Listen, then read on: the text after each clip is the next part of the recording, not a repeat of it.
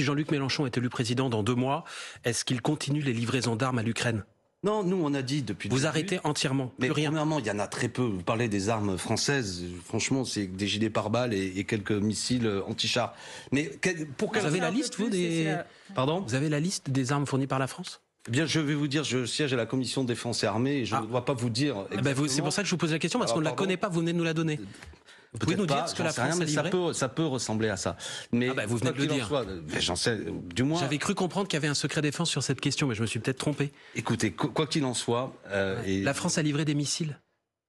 Ce que je veux vous dire, c'est que le matériel... Alexis Corbière, vous venez de le dire, les auditeurs, les téléspectateurs l'ont entendu comme moi. Les auditeurs ont entendu des choses, mais non, mais qu'importe, c'est pas, je ne sais pas le détail, mais ça ressemble manifestement, de la commission. Ça ressemble manifestement à cela. Ce que je veux dire, de toute manière, pardon, ne me cherchez pas à me troubler, c'est pas le sujet, de toute manière, c'est au gouvernement français de vous dire les choses.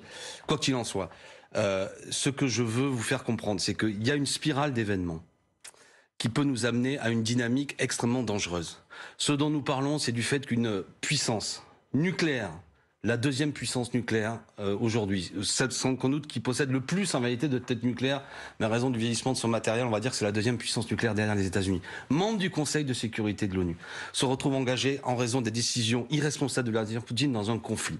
Donc ce que nous devons faire, c'est prendre la mesure de cela pour prendre des décisions qui ne rajoutent pas une dynamique d'événements qui peut nous amener vers une guerre mondiale, ce que je ne souhaite pas et qu'aucun esprit responsable ne peut souhaiter. Donc le problème des armes, c'est qu'aujourd'hui c'est tel type de matériel. On va s'apercevoir demain que ça n'est pas efficace, on va monter en gamme. Et puis demain, on va dire finalement qu'il faut envoyer l'aviation française, et puis l'armée française. Et puis, vous voyez à quoi ça nous amène?